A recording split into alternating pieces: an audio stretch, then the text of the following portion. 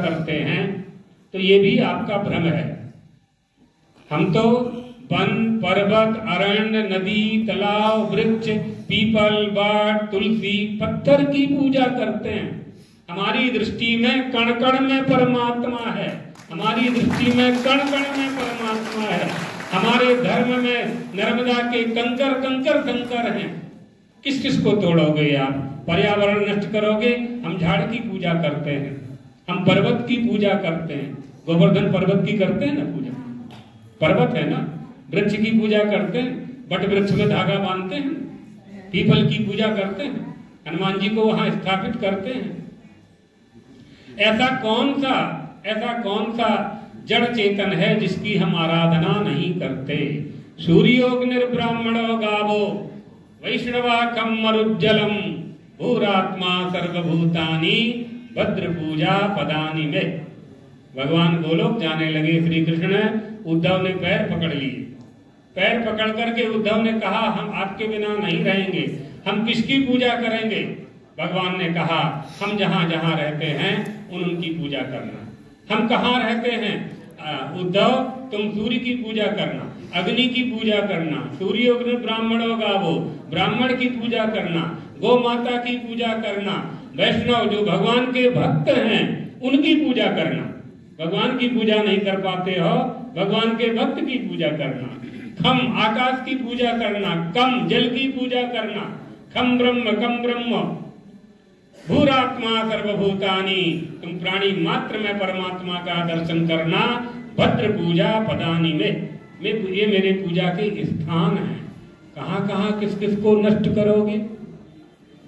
किस किस को नष्ट करोगे? झाड़ के पत्ते गिर जाएंगे, दूसरे पत्ते आ जाएंगे। आप एक मंदिर तोड़ोगे, हम 10 बना लेंगे। कितना तोड़ोगे? नहीं तोड़ पाओगे। हमारी आस्था नहीं तोड़ पाओगे। ईटा पत्थर तोड़ दोगे, लेंटर तोड़ दोगे, लोहा लक्कड़ तोड़ दोगे, हमारी आस्था नहीं टूट सकती, क्योंकि हमारे शरीर में ऋषियों का रक्त प्रवाहित हो रहा है, वो कभी नष्ट नहीं हो सकता है। उनके संस्कार, उनकी संस्कृति हमारे शरीर में भरी हुई है, कोई उसे खाली नहीं कर सकता। बड़े बड़े विधर्मी चले गए, न जाने कहाँ चले गए, नरक में रास्ता देख रहे हैं और विधर्मियों के आने की। इसलिए हमें अपने धर्म के प्रति पूरी दृढ़ निष्ठा होनी चाहिए, हिंदुत्व के प्रति पूरी दृढ़ निष्ठा होना चाहिए। और भारत सेवा संघाश्रम और उनके महापुरुष, उनके संत इस काम में सनातन धर्म की सेवा, परोपकार की बात करी स्वामी जी ने। परोपकार 3 तरह के कर्म होते हैं, इष्टापूर्त दत्त कर्म। पहले इष्ट कर्म सुन लो। अग्निहोत्रम तपः सत्यम वेदानां चानुपालनम आतिथ्यम वैश्यदेवं च इष्टमित्यवधीयते। ये इष्ट कर्म है। अग्निहोत्र करना, तपस्या करना, धर्म का पालन करना, अतिथि की सेवा करना, अतिथि को भोजन कराना, सत्य बोलना, ये इष्ट कर्म है। कहा गुरुदेव हम नहीं कर सकते इतना, तो दूसरा बता दिया, परोपकार। परोपकार बापी कूप तडागादि देवतायतनानि च अन्न प्रदानमारामः पूर्तमित्यवधीयते। ये पूर्त कर्म है। बापी बनाओ, कुआं बनाओ, तालाब बनाओ, पानी की परब करो, भोजनालय खोल दो, स्कूल बनाना चाहिए, औषधालयों का निर्माण करना चाहिए, विद्यार्थियों को अध्ययन कराना चाहिए, दान देना चाहिए। अन्न प्रदान रमारामः, अन्न वस्त्र का दान करो, ये परोपकार। किसको देना है? देयम दीन जनाय च वित्तम, जिनको चाहिए उनको दो, जिनको चाहिए उनको देना चाहिए। दया प्राणी मात्र पर की जाती है और दान पात्र को दिया जाता है। सत्पात्र दानाच्च भवेत् धनाढ्यो, सत्पात्र को दान देना चाहिए, जिसको आवश्यकता है उसको देना चाहिए। आपने अपनी भूमि का दान ऐसे व्यक्ति को कर दिया जिसने उसमें मदिरालय खोल दिया, दाता और लेने वाला दोनों ही नरक जाएंगे। इसलिए जिसे आवश्यकता है ये जो 5 महादान हैं, आपने ऐसे व्यक्ति को गोदान कर दिया जो कसाई है तो पाप लगेगा, चाहे जिसको नहीं दे देना है।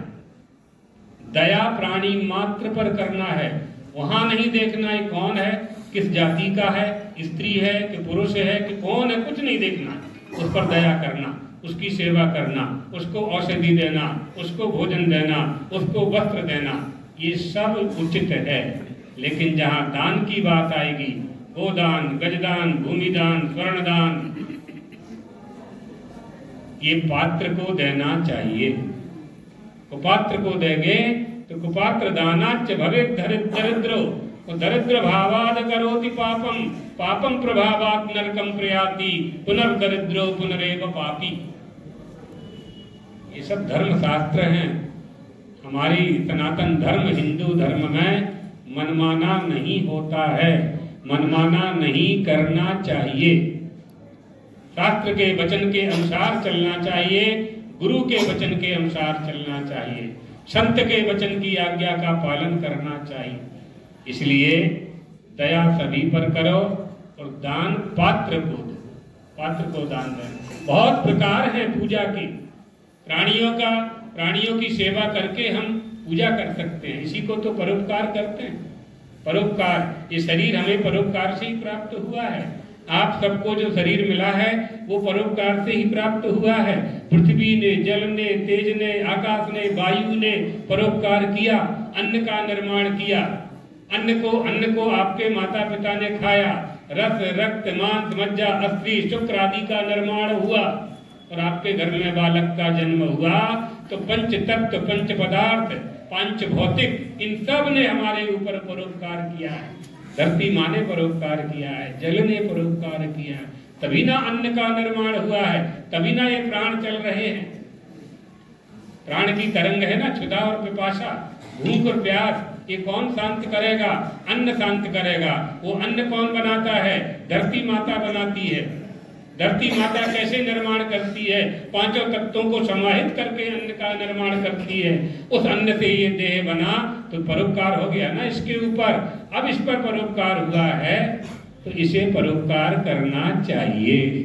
प्राणी मात्र पर दया करके इसे परोपकार करना चाहिए। एष धर्म सनातना, ये सनातन धर्म है, ये हिंदू धर्म है। हिंदू धर्म क्या है जानते हैं आप? प्रत्येक वस्तु का लक्षण होता है ना, हिंदू धर्म का भी लक्षण है। गोषु भक्तिर्भवेद्यस्य पुनर्जन्म निदधातयः ओंकार मूल मंत्रस्य सवै हिंदूरिति स्मृतः। ये हिंदू धर्म का लक्षण है। गाय में जिसकी भक्ति है, ओंकार जिसका मूल मंत्र है, पुनर्जन्म में जो विश्वास करता है, माता पिता की सेवा, मातृ देवो भव, पितृ देवो भव, आचार्य देवो भव, इस सिद्धांत का पालन करता है, सवै हिंदूरिति स्मृतः, उसको हिंदू कहा जाता है। अन्नगामी क्रियादेशी नोपस्थायी निरुत्तरः आहूत प्रफुल्लापी च हीनः पंचविध स्मृतः। ये हिंदू धर्म का लक्षण है। जो धर्म की निंदा करता है, जो वेदों की निंदा करता है, जो राष्ट्र का अनादर करता है, उसकी जो निंदा करता है वो हिंदू है। वेद शास्त्रोक्त धर्मेषु वेदादित्याधिकारवान आस्थावान सुप्रतिष्ठौ हि सवै हिंदू प्रतिस्मृतः। जो वेद के विधि निषेध का पालन करता है,